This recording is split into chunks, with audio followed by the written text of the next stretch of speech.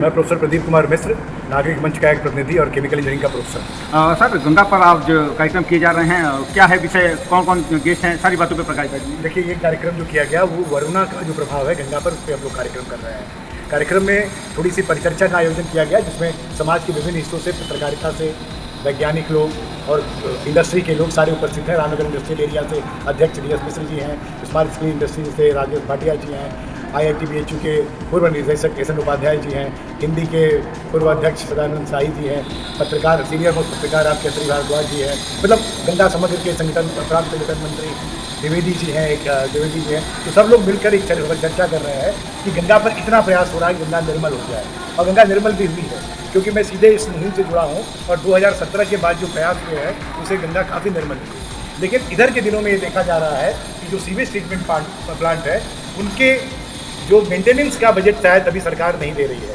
Capital budget तो मिलता है, तो पंपिंग स्टेशन, सीवेज लाइन, इसका मेंटेनेंस न होने से शायद सीवेज ओवरफ्लो करके वरना में जा रहा है, और यही कारण है कि वो सारा सीवेज आदि केशव घाट पर गंगा में मिल रहा है। तो गंगा हर जगह साफ है, लेकिन जहाँ इस तरह के नाले मिलते हैं वहाँ से 1-2 किलोमीटर तक तटीय क्षेत्र में स्थिति थोड़ी अच्छी नहीं आती, और वहाँ के लोगों को इस गंगा का जल प्राप्त करने में कठिनाई होती है। सर, बात की जाए, वरुणा कॉरिडोर का निर्माण किया गया, आज उसकी जो दुर्दशा है बेहद दयनीय है, क्या कहना चाहेंगे इस पर? देखिए, वरुणा कॉरिडोर तो जिसलिए शुरू किया गया था, शायद सुंदरता उसका एक मेन कारण था, या दूसरा उनको कंटेन करना एक कारण था। देखिए, होता क्या है, नदियाँ खत्म क्यों होती हैं? क्योंकि नदियों के किनारे पहले आप इंक्रोचमेंट करते हैं, उनके प्रवाह को आप सीमित करते हैं, और धीरे धीरे नदियाँ खत्म हो जाती हैं। तो कॉरिडोर से बस इतना हुआ था कि अब इसके आगे कोई घुसेगा नहीं, वहाँ तक तो इंक्रोचमेंट हो गया, लेकिन उसके फ्लो पर, उसके वाटर क्वालिटी पर उसका कोई असर नहीं था।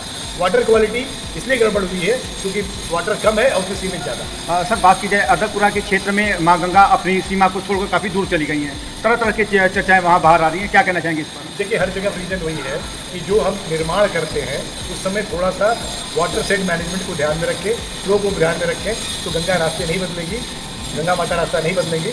लेकिन इतना तय है कि बरसात में जब पानी कम होगा तो पानी डूब जाता है। सर, आज के कार्यक्रम के मुख्य अतिथि कौन हैं? मुख्य अतिथि के रूप में हम लोगों ने कोई किसी को नहीं रखा है, सारे लोग परिचर्चा में सहभागिता करें। सर, चूँकि ये बहुत बड़ा विषय है, तो एक दिवसीय कार्यक्रम नहीं है सर। क्योंकि ये बहुत बड़ा विषय है, इस पर आप जनता से क्या अपील करना चाहेंगे? जनता से यही अपील करेंगे कि हम जो कर सकते हैं बेहतर वो करें।